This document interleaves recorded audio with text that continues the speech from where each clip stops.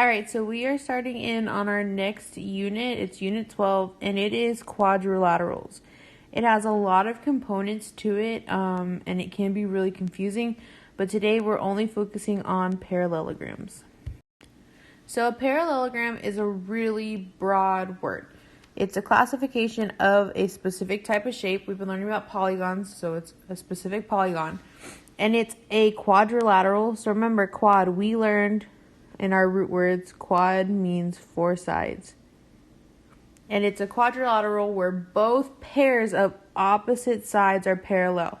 So remember, opposite sides, they're across from each other. And parallel, we can note it, remember, with the two lines. We'll talk more about that. We've done parallel and perpendicular slope.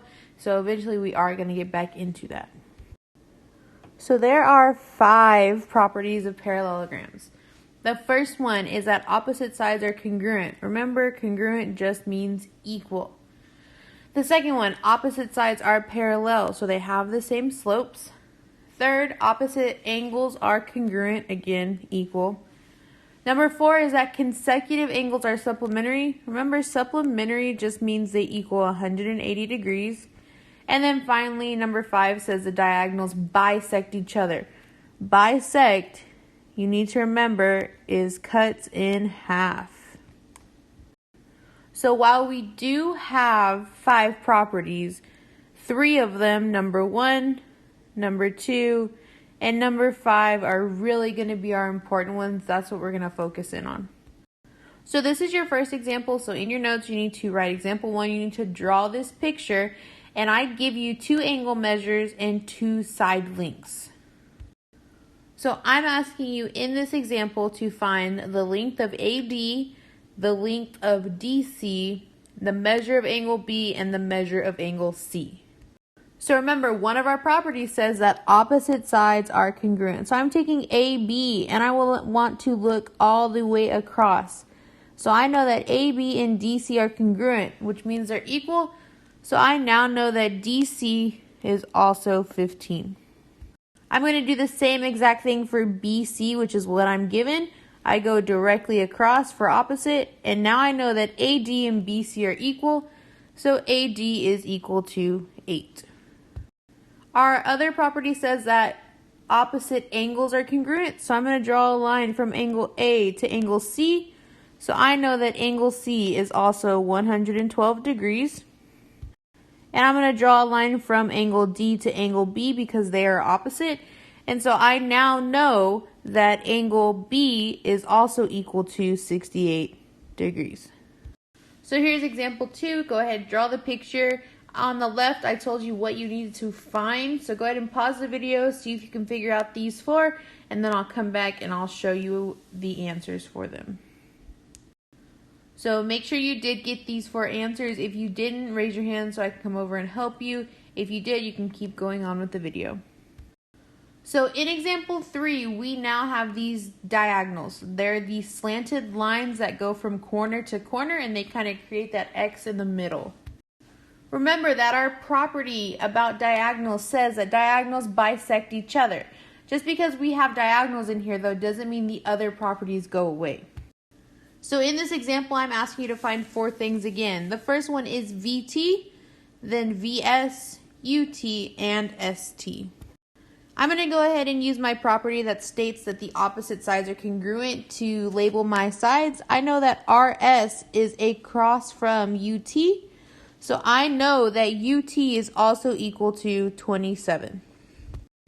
I know that RU or UR is across from ST or TS, so I know that is 18. I come over to my list, it's ST, so that is also 18. We've answered 2 of the 4 questions, and the last 2 blanks are VT, which is half of this diagonal, and VS, which is half of the other diagonal. So one of our properties states that the diagonals bisect each other. What's really important here is that word bisect. You need to remember this means cuts in half. So remember, when you have pictures, you want to look at everything. On the bottom of your picture, it tells you that RT is 30. So RT is this diagonal. And if I know the 2 diagonals cut each other in half, to find RV, which is this first half, or VT, which is the second half, all I have to do is divide that by 2. So if I know from R all the way to T is 30, in order to find VT, which is half of that, or half of the diagonal, I know I take 30 divided by 2, and I know that VT is 15. The last part of this is to find VS. I know from U to V is 7, and that's half of the diagonal that's bisected. So all we're going to do is double that 7. And I now know that VS is also 7. They're 2 equal parts, so they have to be equal in measure. So example 4, I'm going to let you go ahead and try on your own. Pause the video. You don't have to draw this if you don't need to. If you want to, that's fine. And then in just a few seconds, I'll come back and show you the answers. So make sure you pause it and give it a try. So here are your answers for these 4 problems. If you didn't get these, please let me know so we can kind of see where you went wrong and get it fixed. So far, your examples have been completely numbers. Now we're going to get into using the actual algebra. We still have the same properties for parallelograms though. So you need to remember here that opposite sides are equal. So I know that LM is equal to PN. So in order to solve for X, which is what I'm asking you to do here, we're going to take our 2 expressions and set them equal. So I now have 9x minus 25 is equal to 5x plus 7. It is now a complete algebra problem. I'm going to subtract 5x from both sides, and in that I end up with 4x minus 25 equals 7. I want to get this 4x by itself, so I'm going to add 25 to both sides. When I do that, 4x is equal to 32. And my last step here is to divide both sides by 4 to get x equals 8. Now remember, I did ask you to find x here, but I can go back and I can ask you to find the measure of LM or the measure of side PN. So all you would have to do is take this x equals 8 and plug it back in wherever there is an 8. If you wanted to check yourself, if you plugged it back in, you should get the same number for LM and PN. So example 6 is just like example 5. Go ahead and pause the video, draw it if you need to, except this time I'm not asking you to just find x, I'm asking you to find the length of side WX. So you've already worked it out. You should have gotten that WX is 45. If you didn't, make sure you did plug in your x value, and if you're still not getting 45, let me know so we can see where you went wrong. Alright, so the last 2 examples we're dealing with the sides. We are now using diagonals. You remember that the properties are still the same, so opposite sides are congruent, opposite angles are congruent, and you need to remember that the diagonals bisect each other. So here I give you information in the form of words. I give you a blank diagram, but I don't label it for you. So I tell you from T all the way to V is 74. And then I also tell you WV, which is half of that diagonal, is 4x plus 1. Whenever we were dealing with bisected angles or bisected line segments, we use the formula 2 times the part equals the whole. And this is still going to be true for your parallelograms as well. So before I start plugging into the equation, I'm actually going to label which one is the part, which one is the whole. 74 is the whole diagonal, while 4x plus 1 is part of the diagonal. So plugging that into the formula, I have 2 times my part, which is 4x plus 1, and it's going to equal the whole, which is 74. I'm going to distribute this 2 into parentheses, and when I do that, I end up with 8x plus 2 equals 74. I subtract my 2 from both sides, so 8x equals 72. And my last step to solve for x is divide by 8. So you should end up with x equals 9. So this goes the same for the other 2 examples. Sometimes I will ask you to solve for x, but then you need to be careful because I may ask you for like the measure of WV. All you would do is take this x equals 9 and plug it in wherever you see another x. And the last example for the notes is yours to do.